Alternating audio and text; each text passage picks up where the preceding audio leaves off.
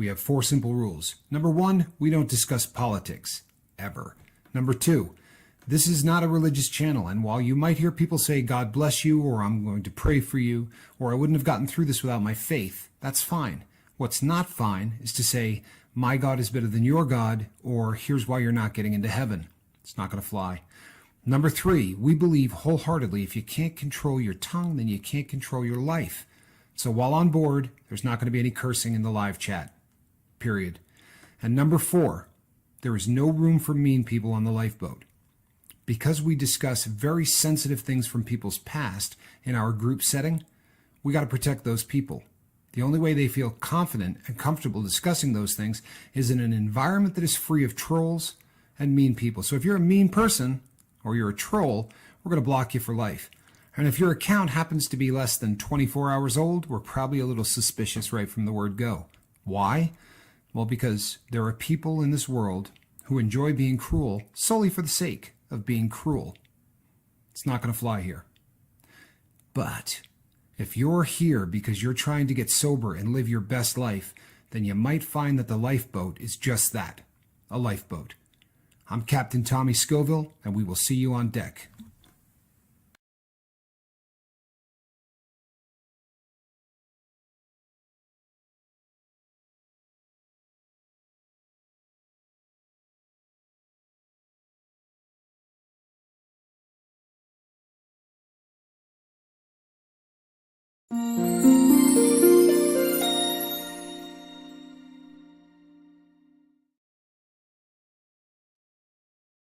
Hey everybody, I'm Captain Tommy Scoville, and you are on the lifeboat.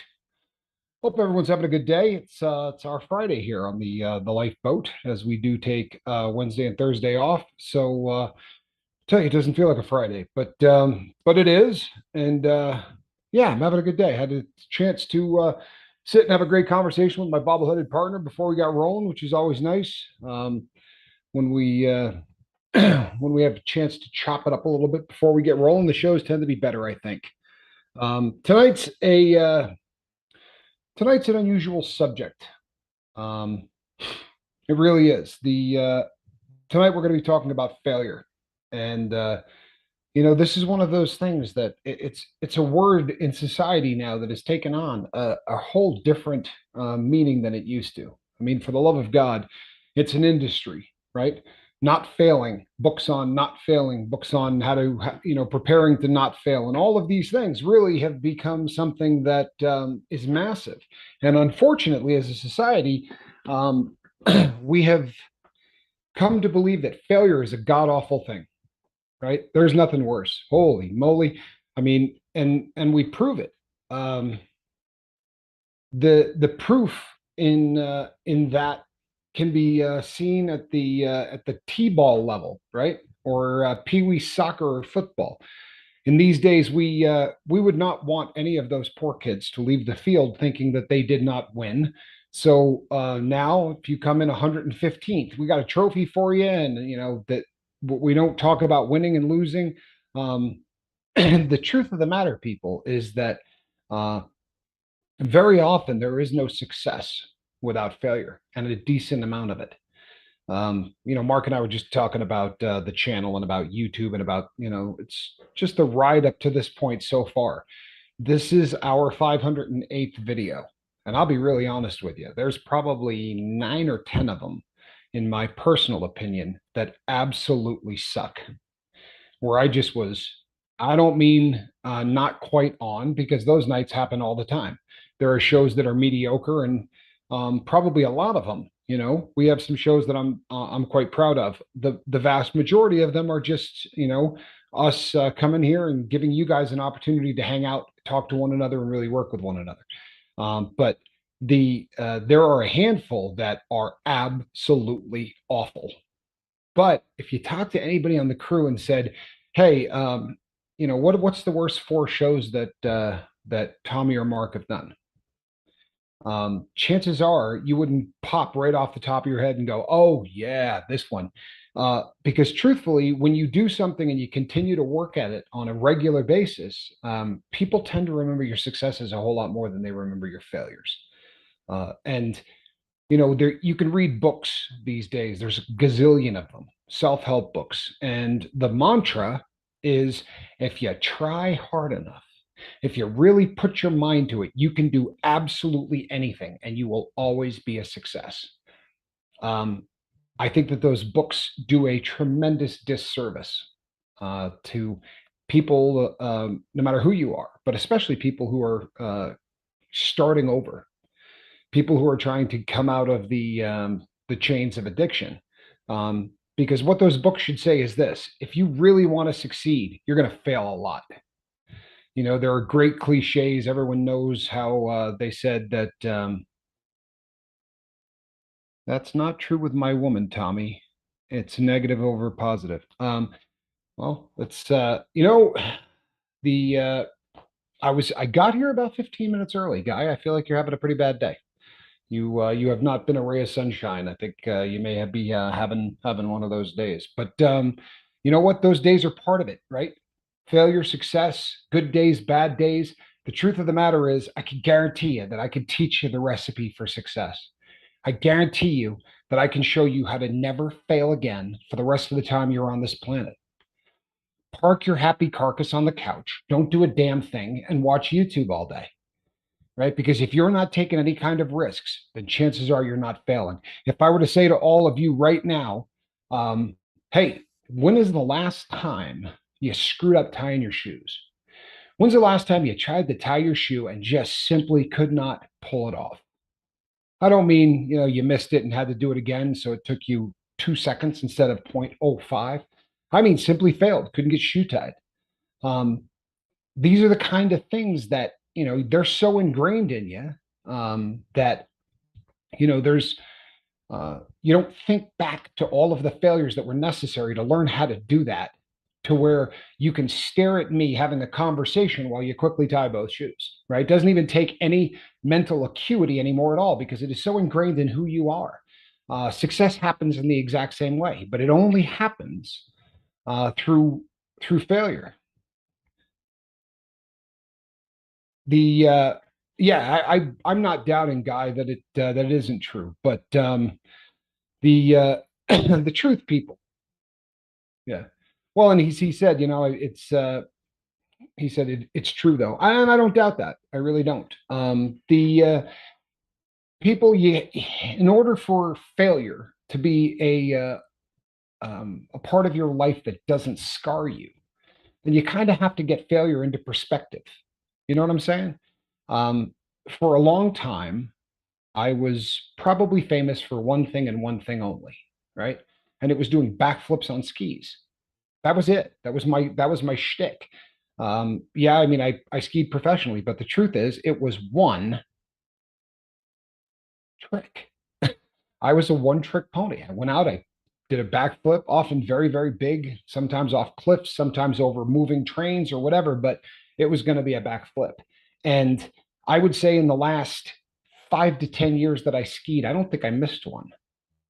But the number of those that I landed upside down, the number of those that I landed sideways, the number of bones that I broke in the process of making that become second nature, um, honestly, is staggering.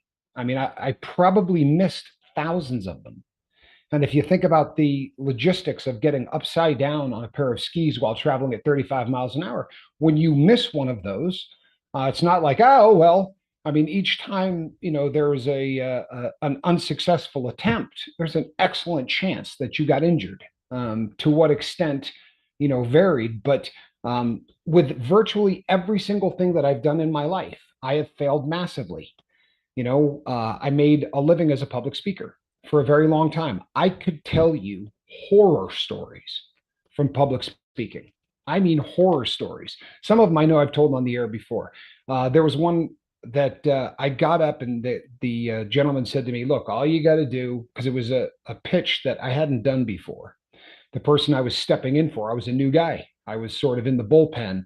Well, this guy no showed, right? So I had about 7 minutes notice. And they said to me, "Look, have you learned this presentation?" And I said, "Nah, to be honest with you, I haven't. I've read over the thing once or twice." And he said, "Well, the good news is that it's a very, very easy thing to do." I made the dough. It's fun. Gives me something to do besides drink. I love it. That's right, man. Other things, right? We all talk about doing new things is a great way to avoid doing old things. Um, but he said to me, all you got to do is take the overheads, right, and just turn them over one at a time. This was in the day before PowerPoint. So I had a stack of these overheads that were about, I don't know, 6 inches deep.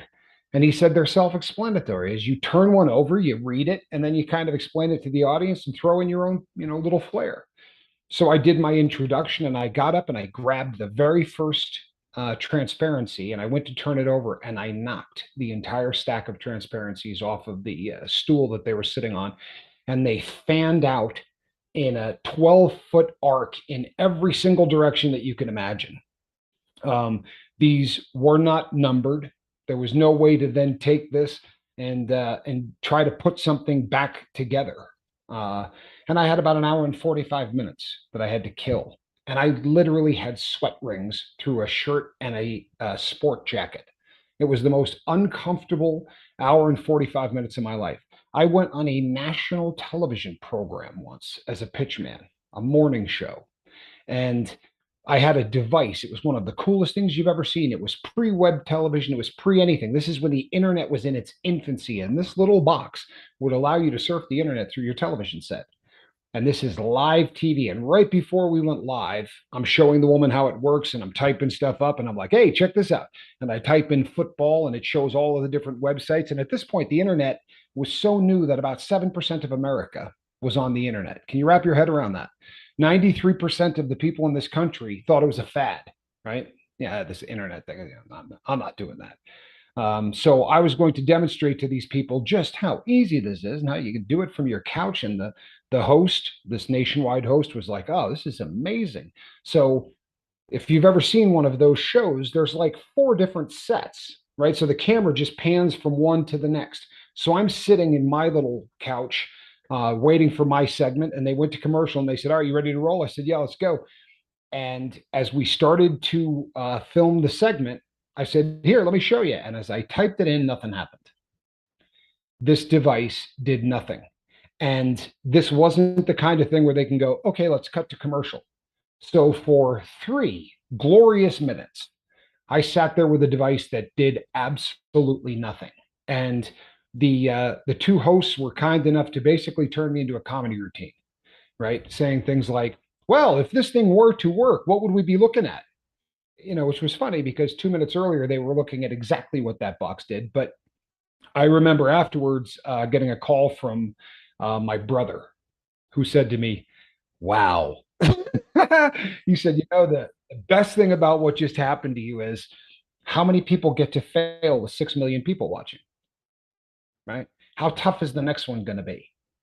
And, I'll be honest with you. I wanted to just pack up the entire career and maybe go get a job changing tires or doing something that, was going to be a paycheck every single week and something that I didn't have to worry about. The entrepreneurial spirit was damn near dead. And I don't mention this as a brag, but I mention this because it's part of the story. We went and ended up inking a deal with a much larger company, Philips Magnavox, who built a device that did the same thing, way more reliable. And in about 4.5 months, we were averaging $27,000 a week. It would have been very easy to just go, I'm not cut out for this. This was the most embarrassing episode of my life. And every single human being I know saw it. Even the people I didn't tell about it. Fortunately, it was the day before the internet was really flying in terms of social media, so it really didn't end up there. But yeah, for probably 4 or 5 weeks, I got one phone call after another of people going, "Holy mackerel, was that great? Oh, it was the funniest thing I ever saw." And I thought, not for me. For me, that wasn't such a funny thing. And the reason I'm telling these stories, people, is because you know how easy it is to hold on to something like that? I know Mark knows what I'm talking about because we were just having a conversation about something like this right before we went live. Do you have something from your past that you have literally let become an anchor around your neck? Do you have something from your past that is slowing down your future? Because in my humble opinion, failure is the inability to move on from a lack of success. Failure is when you can't get up and dust yourself back off, whether that is sobriety, whether that is making a living. People, I've had a few wives, right? Didn't do so well at it. I'll be really honest with you. Didn't do so well at the whole husband thing. That doesn't mean I'm never going to talk to another woman or try to build a long-term relationship at some point in my life, right? That's just, I mean, honestly, it doesn't make a lot of sense. But so often, especially in sobriety, you'll talk to people who will continue to tell you the same story, the same heartbreak story from 15 years ago. And this is why they can't get out of their own way. This is why they can't move forward and be successful. In my humble opinion, that's failure. Um, that really is when you begin to fail. Now, I'm not here to tell you that if you set your mind to it, you can do absolutely anything. Because the truth of the matter is that's not always the case, you know? And it's one of those things that we tell people and we build it up so much that people really begin to believe it. Now, I know there are people out there right now going, "Oh, I don't know, you know, if you really do put your mind out." I tell you what, if I decided that I wanted to play in the NBA, I don't care what I do with my mind. There is no chance I could have pulled that off. Not, well, obviously I'm an old man, but not even when I was young. Is that something that I could have possibly done? The guy says, "I've been there, Tommy. Had 13 stitches and a scar across a tattoo to prove it." Yeah, you know, I think everybody has those. We all have those things from our past, and you know, this is a great show to do on the heels of last night because last night's show, truthfully, was not about the episode the night before. It certainly was difficult to get off of that. But the truth is, the question was, do we forgive and move on, or do we hold on to things? You know, is that something that you grip onto and you hold on to it as one of those pet sort of It's it's kind of like this, in my opinion, man. Like our you know, don't waste the relapse, that kind of a thing. You know, bad things are going to happen, right? When we did bad things, we're trying to forgive people, we're trying to get forgiveness, and we're trying to, you know, get past all that, past and learn how to succeed, and learning from, you know, that's exactly what we mean about a wasted relapse. You got to learn from boom. that. You got to learn Yep. from it. So, but yeah, that's, man, it's so And important. It that's the really is. perfect, honestly, that's the perfect segue from this to from life to sobriety. Niall says, "I believe that you need to fail completely in order to succeed completely. Otherwise, we would not even be discussing this." And it's an absolute fact. It is. You know, the old cliches. Well, I learned 9,999 ways to not make a light bulb, right? You know, you failed 10,000 times and you kept going. No, I didn't fail. I continued to figure out one way after another that it didn't work on the path, to making something that absolutely did happen, right? We're all benefiting from it right now. How do you forgive 8.5 months? Not exactly sure if I know what that means, but oh, maybe I do. Are you referring to the time that you were incarcerated? Okay. You know what? Is that a rhetorical question, or do you want me to answer that? Because I'll be happy to answer that if it's not a rhetorical question. But you let me know because I'm not trying to bum anybody out. You know, the people, the focus of. I'm sorry. Yes, by letting go. Now, here's the thing, and No, we've talked about this 1,000 times. I'm gonna do this anyway. I have to. I'm okay. sorry. Hey, Jim Webster. Thank you so much, man. I appreciate you. I love Jim. Jim is a really, really good guy. Jim is doing some amazing things Hey, Jim. to help people who drink get home safely. You've seen Jim was a bigwig at Budweiser, and he is now a recovered drinker and has set up some really beautiful things to ensure that people don't pass away from drunk driving, which I think is absolutely Just one of the great causes of all times. And Jim is just a great guy. Really is. Very close friend. So I appreciate you, Jim. I really do. Uh, as in everything else, people, how do you get over things from the past, like 8.5 months? Well, the word is perspective. Every single time, if you want to move on from something, the way you do it is through perspective. I'm not trying to bust anybody's chops, man. I'm really not. But you did bring it to the group. And I think I asked this question of you once before. You ended up incarcerated for something that they really didn't have anything on you. But I'm guessing that they didn't drive into a neighborhood and go like this: White House, Blue House. Let's pick the red one, right? I mean, let's be honest. Let's be really honest. Chances are the lifestyle you were living at the time is what brought them to your house. People, I went to prison for a bank I didn't rob, right? I went to prison for a bank I didn't rob. That's a fact. The FBI doesn't even argue it. I went to prison for a bank I did not rob because they couldn't get me for the God only knows how many that I did rob. So I didn't spend, 8.5 years in prison saying, woe is me. Because if they caught me for 1/10 of the things that I had done, I'd be doing life in prison. Hell, if they had caught me for just one or two of the really good ones, I'd be doing life in prison. Perspective goes a long way to letting things go, right? But if you decide that that thing means a lot to you, if you decide that holding on to that is something that really, really makes you feel good, then you're never going to let it go. How do you forgive being sentenced to 6.5 years in prison after 8.5 months being released pending appeal and being exonerated? Because you got exonerated, right? Because you were lucky. You weren't out there working at a church and having the police show up at the church and go, you, come here, you're a drug dealer. That's not what happened, brother. I love you. I'm not trying to bust your chops. I'm really not. But the truth of the matter is, you were exonerated because you were lucky, right? You were lucky they didn't catch you with a load. But Well, they didn't pick you at random. Go ahead. Yeah, Scissor Kicks answered like right after the 8.5 months in prison how you fix that, and Scissor Kick says 8.5 months positive. Right. I mean, well. I mean, look at really some of the look at some of the people who really have been incarcerated for doing nothing. Right. People that weren't dealing drugs and people that weren't in the life. There are individuals out there that have written books. There are, look at Nelson Mandela, right? We're sending you to prison. What for? You're black, right? You're threatening our very nice, cushy government because you're black. So we're going to send you to prison.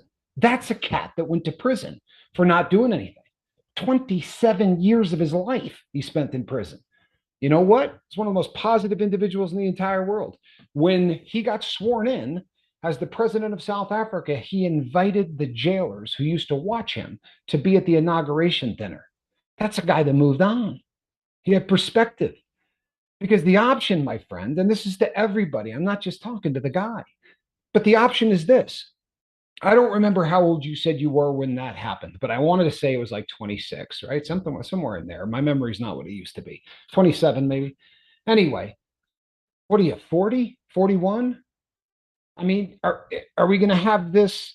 Are we going to have this conversation again in 5 more years? Because if we are, that's 5 years you're flushing down the toilet. You move on because it's good for you, not them. And yeah, they got you for bong water weight, but you were in the life. You admitted that to me, right? You admitted that to me. And we all do this because it becomes something that we love, right? We really do. We love having something that we can hold on to because it justifies so much else, right? Well, I can't get over it. I can't move on. I can't do this. I can't. That's failing.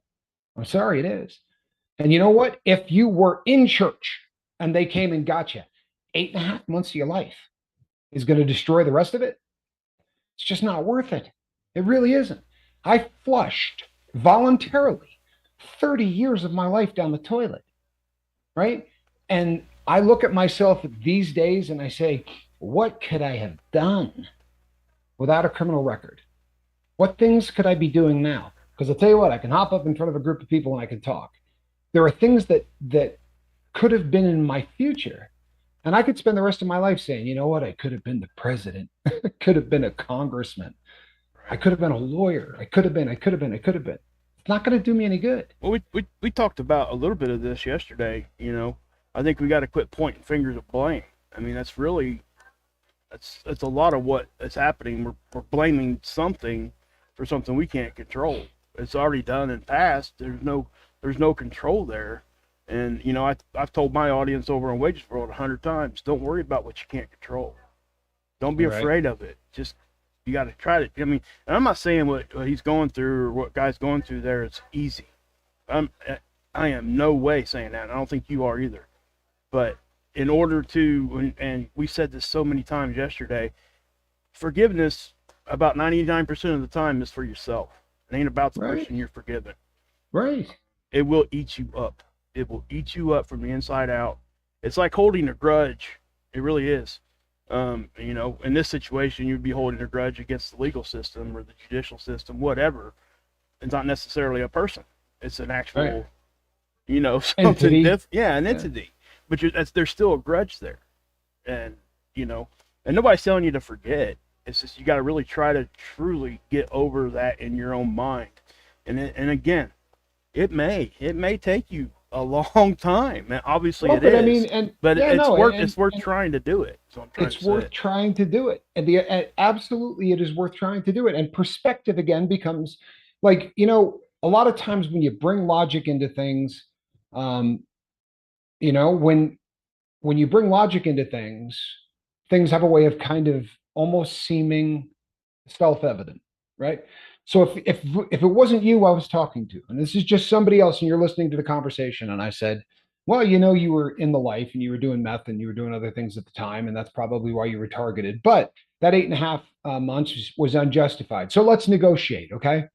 What's a reasonable amount of time to be so pissed that it's something that comes up in conversation, say once a month or twice a month? What's a reasonable amount of time? How about a year? Does that sound reasonable? How about 2 years? When you start hearing someone say, okay, how about a decade?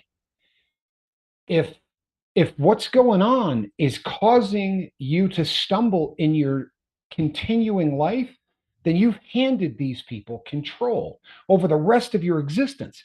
Let's say you live to 88. Because they screwed you for 8.5 months, you're going to give them 60 years? They win. They win. Good Lord, they win. You know what the best revenge is, people? Happiness. Swear to you.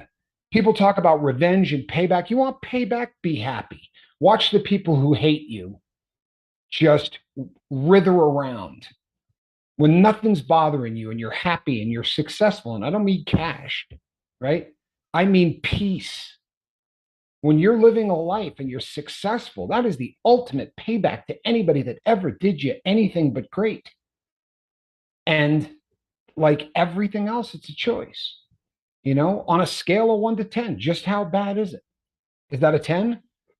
8.5 months of your life, right? I gave them worst case scenario. I mean, best case scenario, I gave them probably 12% of the amount of time I'm going to spend on this planet, right? And that's if I live to be about 100. So that would be your best case scenario. With my health, more realistically, I probably gave them about 17% of all of the time I'm going to spend breathing incarcerated for a bank robbery I didn't commit. But I was robbing banks. I'm not going to sit here and say I would be in prison and I would hear guys in group, right? And I did things very similar to what I'm doing in the lifeboat. I had a group of people and guys would come in and I'd say, "What are you in prison for?" My old lady ratted me out. "You're in prison because your wife told on you." "Nah, you're in prison because you were robbing banks. You hit your wife and then your wife told on you, right?" "I'm in prison because my business partner took a deal." "No, you were in prison because you were dealing drugs and they got your partner before they got you, and he cut a deal to do less time." But there's always a root cause. And it's very easy to go, "I got nothing to do with that root cause," right? I was squeaky clean and innocent because they didn't catch me with a duffel bag full of dope. I didn't do anything wrong. And this is just one example. You understand? These are failures that are difficult to move on from. but they're difficult to move on from because we wrap our arms and legs around them and we hold on for dear life. And I hate to say it, man, but it's the truth. Do you know why I used to hang on to things like that? Because I needed an excuse for not being successful. For real. I didn't want to fail without a great excuse.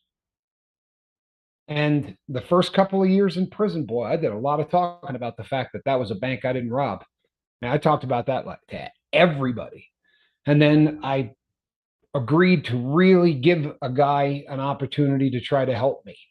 And I mean, I'm stealing directly from his verbiage, man. I'm saying to you things he said to me. He says, "Oh, so were you in church when they came and got you for that bank robbery? Bet you never stood inside a bank that you did rob, huh?" Well, of course I did, right? And you know the amazing thing? You want to keep it real? We'll keep it real. I pled guilty to a bank that I didn't rob. You know what I got in exchange? What I got in exchange for that was the ability to not get charged for 13 years going back for any other bank robbery that I had done. So I got a hell of a deal. All I have done is drink. Yeah, you know, drinking's tough. And if the drinking is, you know, something that's still one of your pet excuses for drinking is that 8.5 months, my brother, then you got to let it go. You got to let it go, you know? And we've done entire shows on this and this alone. We all have a favorite excuse. Hands down, my favorite excuse was my daughter. You know, when my wife said to me, ex-wife said to me, "You're never going to see her again. Get all the lawyers you want, do whatever you want. You will never see your daughter again." It was like seeing 777 on a slot machine. Boy, oh boy, have I got a reason to do dope. Right? I am going to shoot more smack than anybody alive. And God forbid the first person who tells me I need to get sober because they're going to hear about my daughter. Right? Oh boy, they're going to hear exactly why my drug use is justified. There is no such thing as justified drug use. So you know what justified drug use is? You broke your damn leg and you're in pain. That's justified drug use, right? You're suffering from clinical depression and you need an SSRI. That's justified drug use, right? You're a diabetic who needs insulin. But if you're getting high behind a reason, you just want to get high. I'm sorry, I'm not trying to be a jerk, but let's own it, right? Let's just be real. You know, the pet excuses are just that, man. They're pet excuses. I think there's another element there too, that I think all of us have like experienced, is that we start doing things in our lives when we're trying to move on from whatever we've had to go through, and we find ourselves like it becomes a habit almost. I don't want to call it an addiction, but it's more of a habit, and we don't know if we can really talk about anything else because we're still trying to justify to the rest of the world to prove to them that we're not that bad person anymore. So if we don't have that to fall back on, we take that away. What are we going to say now? You know, right. and I got an answer for you. The truth. That's what right. That's what you say from then on forward. And that's why we say it's so important at the beginning of recovery to just dump it all. Just dump it all right there. Because you're not moving on from nothing until you do. And it sucks that situations like that happen. You know, it really does. I mean, nobody's doubting that. It's just, it's not hurting anybody but you, guy. It really isn't. And the Niall says it's got a great comment. He says, the guy, "And all I have done is drink." Your words, man. An alcoholic has always just had a drink. The fact that they will drink the bar dry and destroy everything around them seems to elude us. You know what? It really is a great comment because I mean it's the same thing. I used to say it honestly. Yeah, I mean I'm just getting high. You know, I'm just getting high. No, I'm destroying every life I touch. I'm destroying every life I touch. And look, let's go back to my favorite excuse. My favorite excuse was my daughter, right? Was I squeaky clean? No. Did her mom have a right to say to me, "You're never going to see her again"? Absolutely not. She didn't. But I promise you, if I wasn't doing 7 grams of heroin a day, I could have gone into any court in the US and had her locked up for the things that she was doing. But I couldn't because my lifestyle was horrendous. And I'm not giving her a pass. I had this conversation with my daughter. She doesn't get a pass for stealing my daughter from me, but she had a decent excuse to do it, right? I was a degenerate, drug abusing bank robber. I mean, that's probably not the person you want around your daughter. And I get it. I do. It didn't make it any easier. But I'll tell you something. I talked to my daughter for about an hour yesterday, and she's coming out to see me again in about a month. And I've got the best relationship, with my daughter that you could ever hope for. Yeah, she's pretty much an adult before I got that. But I can keep talking about how I didn't get to read her books at bedtime, or I can look to the day where I'm going to get to be a dad, right? And that's in every single thing that we do. We can cling to the things in the past, and you know what we will do? We will relive them. Whether we repeat it or whether we just relive it every time we crack a drink, we're just going to allow that to literally, like a cancer, eat us alive. Exactly. It's definitely like that. Instead of reading her a book, now you get to read a book together and talk about it. So right.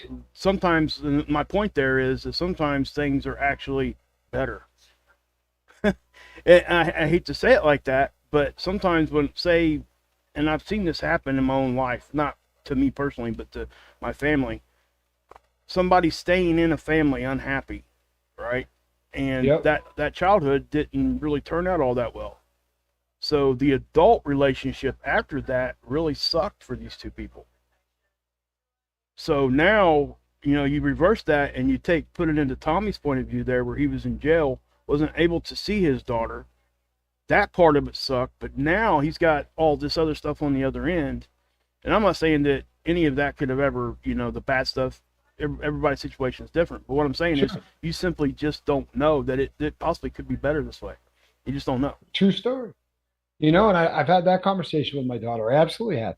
If my daughter had met me when she was 6, she'd be telling some guy she's dating right now about what a dirtbag her dad was. But fortunately, I was able to, by the time I met her, I was sober. I was putting my life back together and could be proud of who I am. Listen to these 2 comments. Full of Hope says, years on, I still think I live to make amends. My drinking affects everyone around me. I cannot change the past, but I can try to be a much better person every day, even when I feel tired, etc. I love it. Yep. And then Tommy Bird says, excuses become a true betrayal to oneself. They are lies, and lying to yourself is disrespectful to yourself. Learning to tell the truth and to learn from your mistakes and to let go equals growth. Not only does it equal growth, my brother, but it equals success. It equals success. Yep. I'm going to stick by my definition of failure. Failure is the inability to let go of a situation you were not successful in. That's failure. That's it. And that failure could be brought on because you did something. That failure could be brought on because you didn't do anything. I have 2 very close friends who will spend the rest of their lives in wheelchairs. One of them stepped out of a window on LSD, and the other was hit by a drunk driver. And watching the evolution of both of these people and what they went through, because it was one had to take responsibility for exactly what happened to them. The other didn't, right? And to this day, the guy that fell out of the window on acid, he went back to school. He got his college degree. He got his master's degree. He owns 2 homes. And the other struggles on a daily basis. And I'm not judging him. He has every right to be pissed off at someone that stole his legs. But it really is an odd thing to look at, because there is something to saying, you know what, here's my responsibility in this and being able to move on. I think it's something that makes healing a whole lot easier. In the first season, especially, I would say in the first 3 or 4 months, I probably used the term own it 10,000 times. And maybe we need to use it more. The things that have happened to us in our lives, they come in a couple of different flavors, right? There are some things that happen to us that literally we did nothing to deserve. We did nothing wrong, right? The true sign of somebody that can grow and move forward and do things is even those things you're able to move on from. But as addicts, when we say, I didn't do anything, 99% of the time, you bet your ass you did, right? You bet that you had a lot going on, because in the life, we're always wrong. I'm sorry, we're always wrong. I have a very close friend that um, had a car accident and injured a bunch of people. The car accident was 100% the fault of the other person driving. But if you have 3 beers before you get behind the wheel, you're guilty. If the person runs into you going 150 miles an hour, but you're drunk, you're in trouble. Now, you can spend the rest of your life saying, that accident wasn't my fault. I didn't do anything wrong to injure those people. Well, if you weren't drinking, that would be one hell of an argument. But once you get behind the wheel of a car and you've had something to drink, the game is over. You've automatically lost. But it's difficult as addicts to take responsibility for anything. So we always look for the get out of jail free card in every single story. I really didn't do this. I really didn't do that. Were you getting high every day during that time? Yeah, okay. Well, bad things happen when you break the law every day. As an addict, do you realize how many times a day you break the law? I mean, each time you're getting high, you're breaking the law. Every time you go and cop dope, you're breaking the law. Every time you sell a little to a friend, you're breaking the law. I mean, on an average day, you might commit 9 felonies. There are people on this planet that don't commit 9 felonies in their entire existence, right? And I'm not judging anybody, people. I've been convicted of 13 of them. I'm not getting up on a pedestal to tell you what a great guy I am. I have 13 felony convictions. So, I assure you, I'm speaking from a little bit of experience, because that isn't even the only case where there was something that I didn't do, right? There was another case that it was I got convicted for insurance fraud. And here's what happened. I was running, right? And I fell in a hole and I twisted the hell out of my knee and I had to go see a doctor. Well, the hole was at an apartment complex, right? So I sued the apartment complex. And when the time came to start talking about settling and things like that, I mentioned the job that I worked at. Well, I had been fired from that job, but I said I still worked there because I wanted the wages that they would have owed me for the time that I wasn't working. That's a felony. And they waited, right? They waited. They had 3 hours left to file charges because there was a statute of limitations on that of 3 years. They literally were down to the hours. And I knew that any other person in the world could have gone to court and said, you know what? I didn't collect. I never even sought the money out. All I did was give him a statement. And that's the truth. I gave him the statement. I never got a check because I started to get better a lot quicker and I didn't feel like following through. Bottom line, the money wasn't going to be much and I didn't want to be in court and this and that. I didn't get $1. Now, I could have gone to court, beat that, but I couldn't. I was Brett Miller. If I'd been any other person on the planet, I could have beat that. Hell, I think Tommy Scoville could beat that. But the person that I was, there wasn't a chance. So I pled guilty. Yeah, I could, and it seems insignificant because they said, you plead guilty. We're not even going to give you any jail time. We're not even going to give you probation. We're just going to make the thing go away. Then when I get busted by the feds, that one extra felony got me 24 months in prison. That felony, if it was not on my record, 2 years would have come off my sentence. I've got 100 of these. Got 100 of them. You know why I remember them so well? Because I used to talk about them every damn day to anybody that would listen. Didn't help me. Didn't move me one step closer to the goal. And that goal is happiness. That goal is contentment. That goal is being the best me that I can be. So I can promise you, other than the illustrations that I might use here on the lifeboat, I'm never uttering a damn word about any of those things ever again. Because I wasn't clean. I wasn't squeaky clean on any of them. Just wasn't. So, may as well just move on, right? Set goals and move for the future. Start actually looking at what success might mean to me now. Because I have found that over time, success changes dramatically, right? Your definition of it. You ever heard this? Tommy Bird's got a pretty good comment there. I'll read it for you if you want me to. Please. Scroll back up to it. Okay. Says, I have never been able to move forward in life while hanging on to mistakes from my past. It's like a yacht's anchor on the road boat. I think it meant to say rowboat, but it said road. Impossible to move until you cut it loose. Right? Yeah, you gotta I'm leave. telling you, man. I love everything Tommy has said in the last month. Yeah, To be really honest, I was talking about that yesterday, but yeah. It's such a the good guy illustration. says, Yeah, it really is. I will despise Blue Earth County forever. You know what? You got that right. You got that right. You got the right to talk about it every day for the rest of your life if you want. You really do. You have the right to even have it hold you back or drive you to drink. Those are all things that you have the right to do. My, I would implore you to think about whether or not that is helping you in any way. If that despising of them is helping you, because I have found over time that when I hate, the only person that seems to get any kind of adverse effect from it is me. You know, I mean, I've spent years hating individuals who right now are just trucking along in their lives doing whatever they're doing, and they don't even know I'm alive. I mean, it's not like me hating them is doing a damn bit of good for anything. You can move by these things, and you can say, if somebody brings up the word, feel free to go, yeah, you know what? I don't have a lot of respect for that entire agency. But again, if you're ever going to do anything like that, if you're ever going to hold on to one of those things, you use a big, huge wheelbarrow full of perspective before you do. For real. If I was squeaky clean, would I have any reason to hate these people? Right? No, because they would have never come and got you.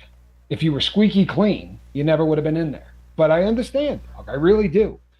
He says it is an anchor. I've dealt with that for many years. About what, 15 of them? Maybe it's time to just throw the chain overboard with it. Yeah, there you go. Yeah. Maybe it is. Maybe it's just time to toss the anchor, the chain, and everything else, and just kind of move on. But that's up to you, my brother. And you know what? It isn't going to change how much I love you. Exactly. It really isn't. Yeah. One way or the other. We're all gonna love you the same. We are all going to love you. Now, in terms of what society or the world talks about when they mean, success and failure, there are some really cool things that people have said. There are some great quotes. Hold on one second. The lifeboat has gone a year. It will take forever to alleviate failure in the mind of an addict, but this journey is the destination. Yeah, you're right. You're right. In some people, they're never going to get over, failures from their past.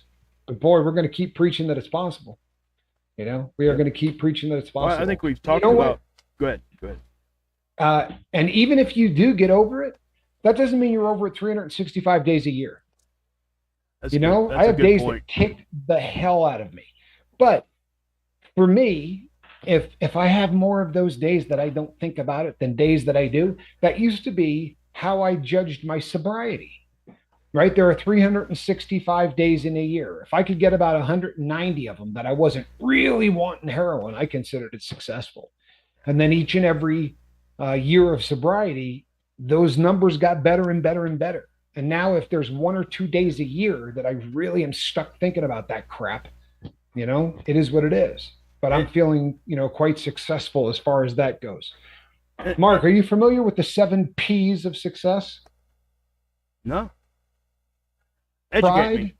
Pride, preparation, planning prevents piss poor performance. Okay, I think I've heard it, but I didn't. Yeah. That's good. And there's really, what? It's funny. It's one of those things that's a punchline. But when you start taking pride in the things that you do, and you actually start preparing for the things that you want to happen in your life, because let's be really honest, you run into people all the time who go, I really want to do this.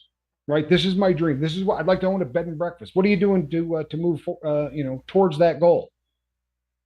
Well, at this point, I've made a list of some places that that I'd like to open it. Hey, it's a start.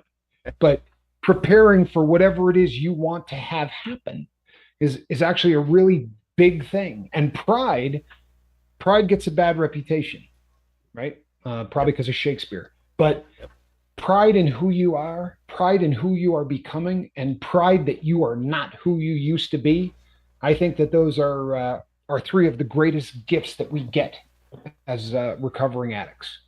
Being able to look in the mirror and puff your chest out right? And feel good about who you are. Because I think that the common denominator for almost every addict on the planet is we have no clue what it feels like to feel good about ourselves while we're using.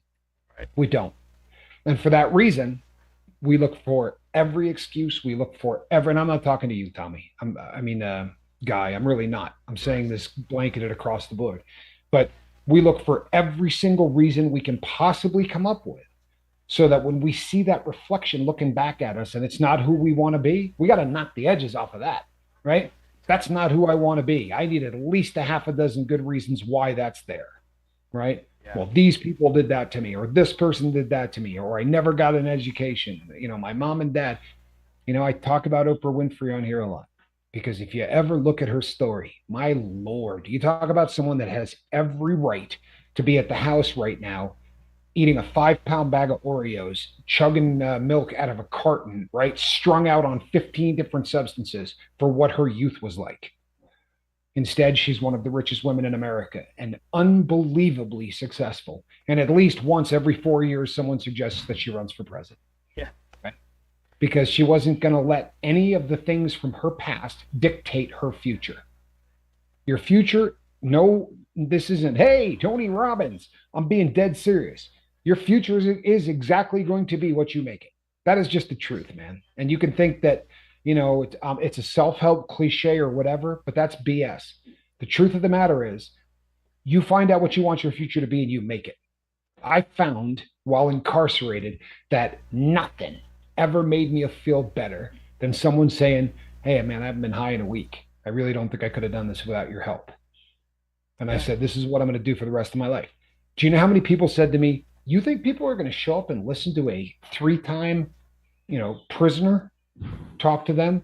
What are your credentials? What are the letters after your name? You're absolutely dreaming. They're no one's going to show up and listen to this stuff. That's wild arrogance. And I promise you're going to fall flat on your face. The thing is this, people, I didn't have a goal of 1.5 million subscribers. The goal was to help somebody get sober. There was no way I could fail. Someone was going to show up. And if it was one person, they were going to get a whole hell of a lot of attention. Right. But I was going to do everything within my power to make sure that that person didn't get high. Yeah. And Ladybud made a point here too. let's hear Pride, it's so short, so straight to the point. It's awesome. Pride is often in my way. it. It's just there, man. She just said it. So yeah, 100%, 100%. Pride is. And Full of Hope says, no, I don't have pride because I humbly acknowledge that my higher power did it for me as long as I was honest about stopping. Well, take pride in being honest about stopping. Yep. Right. Yep. I am 100% with you. I truthfully believe I wouldn't be here without the help of my higher power, but Yep. you still had to buy the ticket. Yep. Right. He provides that bus, but you still had to get that ticket. I think to- that falls into the same category what we talk about a lot. That there's a lot of different kind. There's a good pride. There's a bad pride. Oh, yeah. You know what I mean.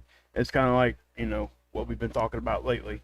You can have a bad result from a relapse, or you can use it for good. Just all kinds of things there, guys. And there's such a great comments in the comments section tonight. I mean, you guys really, Tommy. Yes.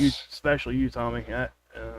No, the comment section's been on fire, and it's been on fire this entire season. Let's be really honest; it's just been incredible. Yeah. And you know what? Seventh Son's jokes are actually getting better. If you I guys noticed.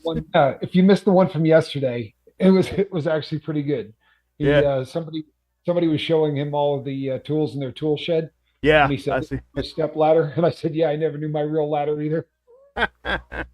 He said, Oh, that one actually slayed me. I Yeah. told people that joke. he said earlier, he's like, well, hey, Seven, you about the one with the soap in the shower. He says, I sing in the shower till I eat the soap, then it becomes a soap opera. I was like, dad jokes.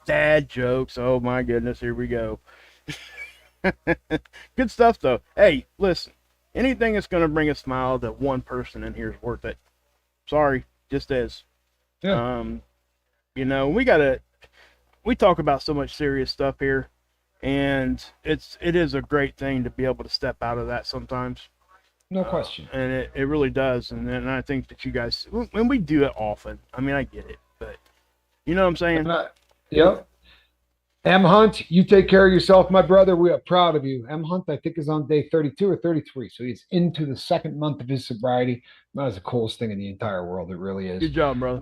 And I'll tell you something else, people. Make a little bit of an announcement. Full of Hope says, I love you, Seventh. Yeah, I do too. Um, hold on. Jonathan Hicks says, Captain Tommy, it's been a while, but could you shout out one day to me? Doing great, but some things messing with me hard.